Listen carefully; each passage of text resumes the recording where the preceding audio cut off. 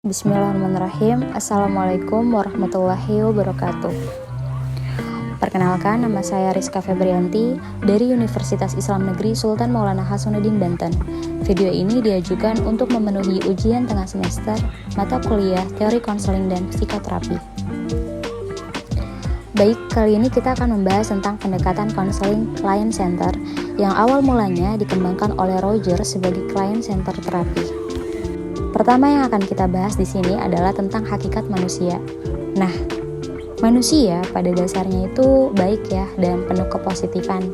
Kemudian menurut CCT ini atau client center terapi ini, manusia memiliki kemampuan untuk membimbing, mengatur, dan mengontrol dirinya sendiri.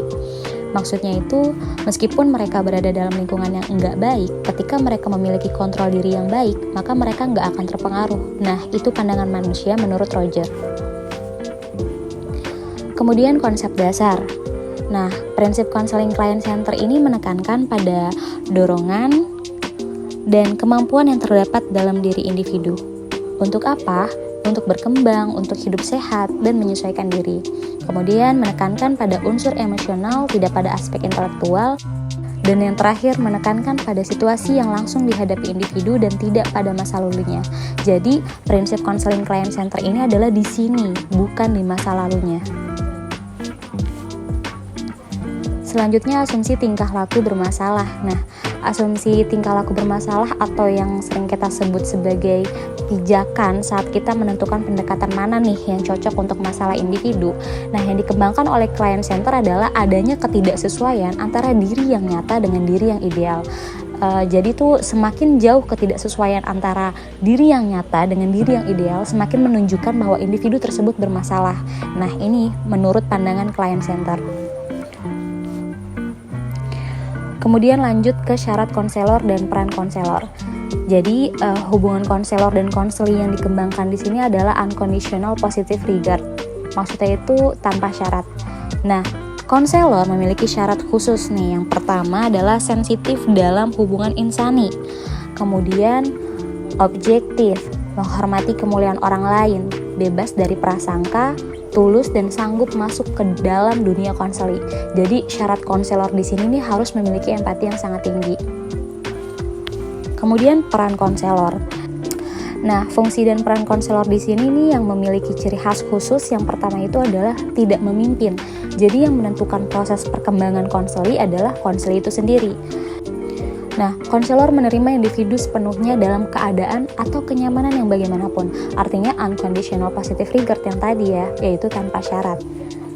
Kemudian yang kedua adalah konselor memberi kebebasan kepada konseli untuk mengekspresikan perasaannya seluas-luasnya, sedalam-dalamnya. Nah, selanjutnya kita masuk dalam proses konseling ya, di mana proses konseling ini terbagi menjadi 3 fase. Yang pertama ini adalah fase pengalaman. Yang pertama, fase pengalaman akan meredanya ketegangan. Jadi di fase ini nih kita membiarkan konseli mengekspresikan perasaannya sedalam-dalamnya dan seluas-luasnya yang tadi. Kemudian sambil kita masuki fase pemahaman diri, di mana memahamkan konseli tentang ketidaksesuaiannya antara diri yang ideal dengan diri yang nyata. Kemudian setelah konseli menyadari nih hal tersebut, maka masuklah ke dalam fase perencanaan. Yang terakhir adalah teknik konseling, di mana teknik konseling yang dikembangkan di sini nggak terlalu jauh ya dengan teknik keterampilan dasar komunikasi konseling seperti acceptance, kemudian respect ya. Acceptance itu penerimaan, kemudian respect, understanding, pemahaman, reflection, dan reassurance. Jadi reassurance sendiri ini terbagi menjadi 3. Yang pertama adalah reassurance prediction, di mana dukungan yang kita berikan saat konseli akan melakukan sesuatu. Kemudian reassurance post-diction, ketika hubungan yang kita berikan ketika konseli yang udah melakukan sesuatu, hal yang positif ya tentunya. Kemudian reassurance faktual, dukungan yang kita berikan kepada konseli berdasarkan fakta-fakta yang ada di lapangan.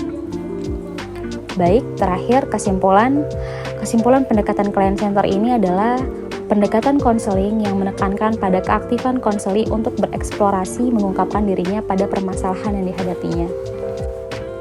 Baik, sekian dari saya. Wassalamualaikum warahmatullahi wabarakatuh.